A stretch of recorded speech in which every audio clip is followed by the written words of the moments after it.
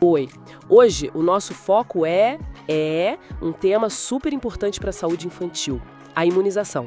A gente recebeu um material bem completo, sabe? Naquele formato de perguntas e respostas, focado nas vacinas de pediatria aqui no Brasil. A ideia é, extrair o essencial desse guia, desde os conceitos mais básicos de imunidade até os detalhes do calendário vacinal, situações especiais. Pronta pra gente mergulhar nisso? Ok, vamos analisar isso. Exatamente. O material é bem rico. Ele vai desde o básico mesmo, a diferença entre imunoglobulinas, até as recomendações mais práticas do PNI, o Programa Nacional de Imunizações. Vamos tentar conectar esses pontos para ter uma visão geral, né? Ótimo. Para começar, o material já diferencia aqueles tipos de defesa que a gente recebe meio que pronta. As imunoglobulinas homólogas, de humanos, e as heterólogas, de animais.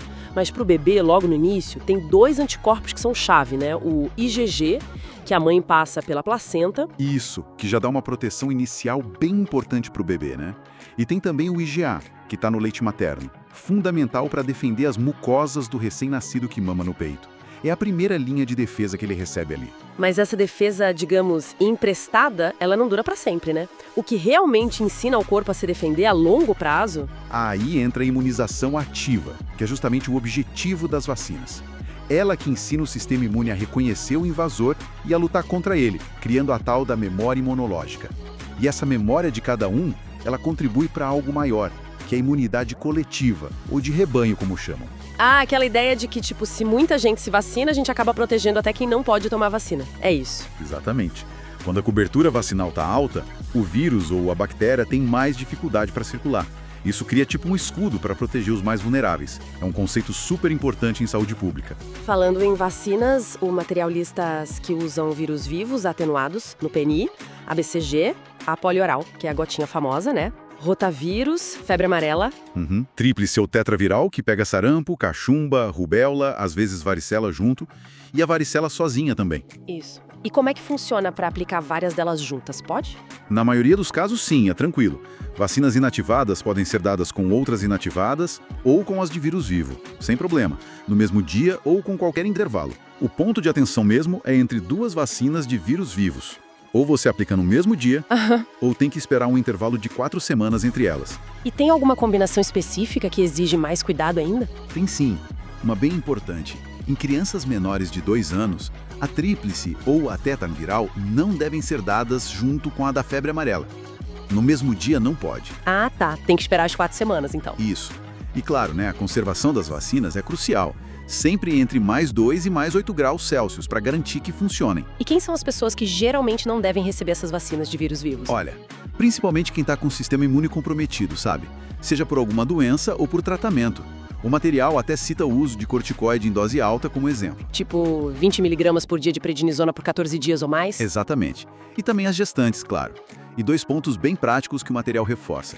Se o esquema de vacina T é incompleto, não precisa começar tudo de novo, tá? A orientação é sempre completar de onde parou. Entendi. E outra coisa, depois de receber a transfusão de sangue, tem que esperar no mínimo 5 meses para poder se vacinar. Entendido. Agora sobre o calendário. Em vez de listar cada dose, vamos pensar nessa jornada de proteção da criança. Como que ela vai sendo construída? Começa assim que nasce, né? Com a BCG, para proteger das formas graves de tuberculose, tipo a miliar e a meningite tuberculosa, e a primeira dose de hepatite B. É a base. Aí, nos primeiros meses, ali pelos 2, 4, 6 meses, o foco parece ser construir uma defesa forte contra várias doenças ao mesmo tempo, né? Pentavalente, pólio... Exato. É a fase da pentavalente, que já cobre um monte de coisa. Da polio inativada a VIP, rotavírus, pneumo 10, meningo C.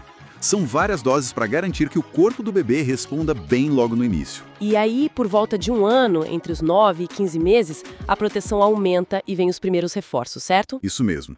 Entra a febre amarela aos 9 meses. Com 12 meses tem a tríplice viral, sarampo, cachumba, rubéola e reforços da pneumo 10 e da meningo C. E aos 15 meses vem reforços importantes, da DTP, que é parte da penta, da polio oral, a VOP, a primeira dose da tetraviral, que inclui a varicela, e a dose única de hepatite A. É um período para consolidar e ampliar essa proteção. E antes de ir para a escola, ali pelos 4 anos, tem mais uma rodada de reforços. Tem sim. Reforço da DTP, da VOP, da febre amarela e mais uma dose de varicela isolada. para preparar a criança para aquele convívio maior na escola, né? E essa proteção não para na infância, né? Segue na adolescência e vida adulta. Com certeza. Entre 11 e 12 anos, tem a vacina do HPV, são 2 doses, e a meningocócica ACWY, dose única. E para gestantes, mesmo que já tenham sido vacinadas antes, a recomendação é tomar influenza e a DTPA a partir de 20 semanas, pensando na proteção do bebê também. Ela continua valendo, né? Para proteger contra as formas graves da tuberculose. Sim. E o material reforça que filhos de mães com HIV devem receber a BCG normalmente ao nascer. E o guia fala também sobre o que fazer depois de uma exposição a alguma doença, tipo raiva, tétano. Isso, a profilaxia pós-exposição. A lógica geral, seja para raiva, tétano, sarampo ou varicela, é avaliar o risco, como foi a exposição, como o tal histórico de vacinas da pessoa e agir rápido. Às vezes com vacina, às vezes com imunoglobulina, que são os anticorpos prontos. Depende do tempo que passou e da condição da pessoa. E tem até uns detalhes sobre alergia a ovo, né? Que é importante para vacinas como febre amarela, tríplice tetraviral, influenza. O material dá umas orientações para quem tem alergia grave. Exato. E aquela curiosidade da rotavírus, se o bebê cuspir ou vomitar a vacina, não precisa dar de novo. Pois é, são esses detalhes práticos que ajudam muito no dia a dia, né?